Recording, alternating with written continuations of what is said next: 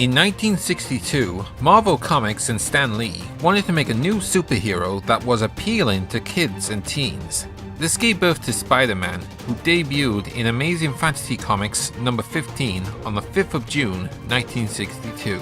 And after his debut, the friendly web-slinger instantly became an icon for comic book fans and made a name for himself with TV shows, movies, and of course, video games. Then at E3 2016, Insomniac Games, the creators of Spyro and Ratchet & Clank, are making a new game exclusive to the PS4. And now it's finally time to see what flavors they added to New York's friendly neighbor. Welcome to the HUD everyone, I'm Zacharoni, and today I'll be a waiter who will be going through some of the features the game has to offer. So without further ado, please be seated, and here are the toppings on Marvel's Spider-Man.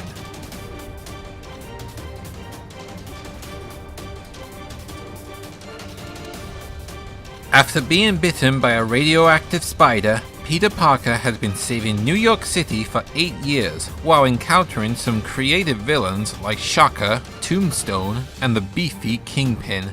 Now he has moved from high school and started a new part-time job as a research assistant, while his Aunt May is working as a manager for the homeless people at Feast. But who is he assisting? Well, let's keep that one a secret, okay? So here's the premise of the game. A mysterious group called the Demons have got themselves some mysterious powers that are tearing up the streets of Manhattan. Now with the help of Police Captain Yuri and Mary J, who is now a reporter but unfortunately had broke up with Peter, as you always do sir, must solve the case of the Demon group and save New York from being an unsafe fireworks show.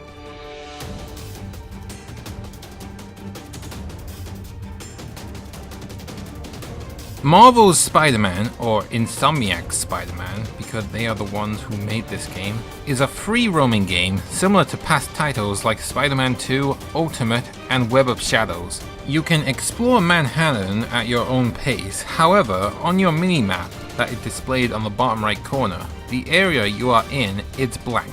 But you can make it clear by finding satellite dishes across New York, and not only will you be able to see the map better, but you'll also see other activities in New York, like backpacks that Peter had left all over the city during his youth, and crime syndicates like drug deals, civilians trapped in boots, and car chases that will happen at random, and your reward for completing them is XP to level up Spider-Man throughout the game. Plus, there are certain areas that can be used as fast travel to Peter's house, police stations, and research facilities that only become available when you complete their simple missions, like collecting samples for, well, research.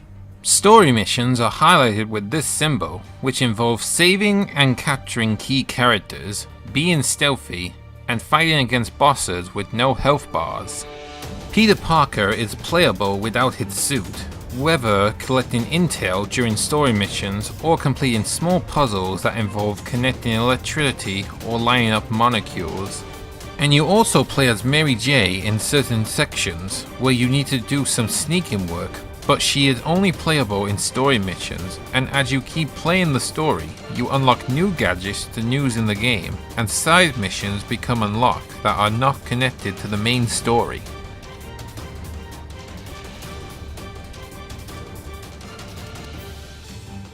From the huge buildings of Midtown to the small quiet Central Park, the game presents itself with realistic graphics that filled with traffic and civilians going about their daily lives while you web-sling over them.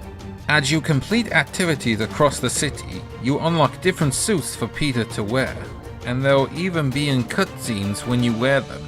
These include his classic suit that everybody knows, Tony Stark's suit that made its debut in Captain America Civil War, and even the noir suit from the alternative 1940s comic that fans will recognize.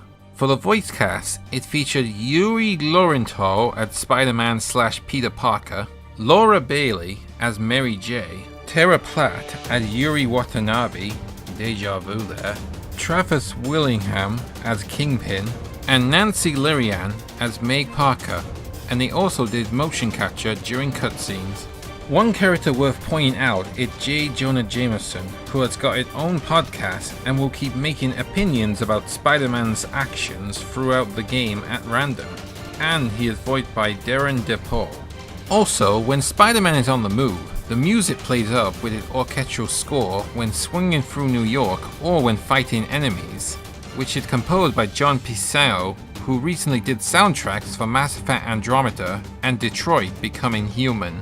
As for options, you can alter the music, voices, sound effects, and master volume from 0 to 10, choose 5 options from listening mode, turn subtitles on and off, and you can turn the JJJ podcast on and off if you are getting tired of his opinions. That's all in the audio section, but for visuals, you can alter the brightness, motion blur, and film grain from 0 to 10, activate chromatic activation on and off, and HDR on and off if you got a PlayStation 4 Pro and if your TV runs HDR. Finally, there's photo mode, where you can pause a certain moment and take a snapshot to show off your friends in a different camera angle. Plus, you can change the filter, add a frame, and stickers to the shot. I just made a cover art for your next comic, Marvel.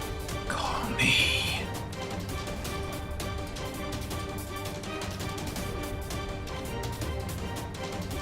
When making a game starring Spider-Man, you got to make it feel like you are the web crawler. So here's what Insomniac Games has done. Holding down R2 allows him to sprint across the environment and up buildings, but when jumping off a building, his web automatically attached to the tallest object, and he can swing from it. And he'll keep doing it if you keep holding down R2, and you can give him a boost by pressing the X button. When in combat, he can do a 4-hit combo attack with the square button, but holding it down allows him to launch his foe up in the air and follow it up with the same combo. Triangle allows him to do a web strike for a quick attack from afar, and holding it down allows him to bring his enemy to him. Circle allows him to dodge incoming attacks, and you'll know this with the indicator above his head and the range of fire coming from gunmen. R1 is used to fire his webs out, but you can only use limited amount of them, which is displayed on the top right corner. But you earn new web types by completing story missions, like electric webs to power up generators and stun enemies, and a little spider drone to help you in battle, which can be switched out by holding down L1. Plus, by pressing R1 and L1 at the same time, he can pick up objects with his web, twirl it around, and throw it at his enemies, including grenades.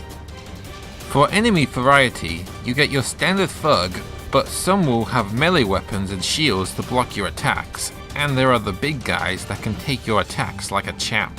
You'll know how much health you have left on the top left corner, and you can refill it by pressing the down D-pad, but only if you have any energy in the meter, which is displayed underneath the health bar.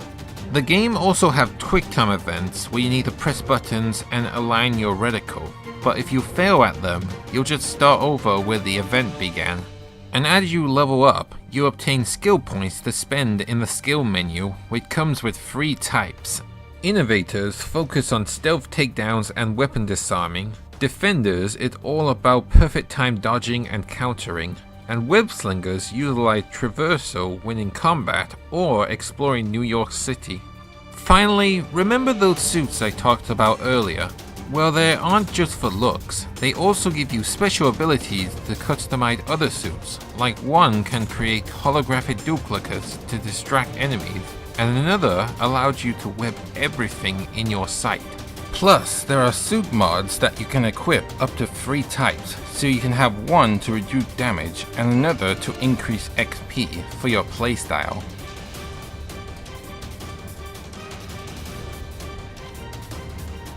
The standard version will cost £49.99 at retail, while on PSN will cost you £54.99, which takes up to 45GB of storage that comes with 51 trophies, including a platinum. As for future content, there's the City That Never Sleeps DLC that contains 3 episodes starting from October to December. The first one is called The Heist, which is scheduled to come out on October 23rd. Featuring Spidey's former and complicated lover, Black Cat. that comes with new missions, a new faction, and 3 new suits. The second is called Turf Wars, and not in the messy kind of way, that comes out in November, and the third is called Silver Lining in December, but there are no details about these 2 chapters yet. You can get them separately, but you can get the Season Pass for all 3 of them for £15.99, or in the Digital Deluxe Edition that costs you £64.99. And it comes with the Spider Suit Pack that contains the suit from Avengers Infinity War, 5 skill points to unlock abilities, early unlock of the Spider Drone gadget, a dynamic theme, and a white spider avatar. Well, that's some of the features I can tell you right now, but if there are some that I have missed, let me know in the comments, and I hope this will give you an idea of what you'll be getting for your money. Check back with me after the end of the month and I'll tell you what I think of Spider-Man and all the other games I've been playing. And if you like what you see, be sure to like, share, and subscribe to my channel. But until then, I'm Zacharoni. Enjoy your pizza, and I'll see you next time.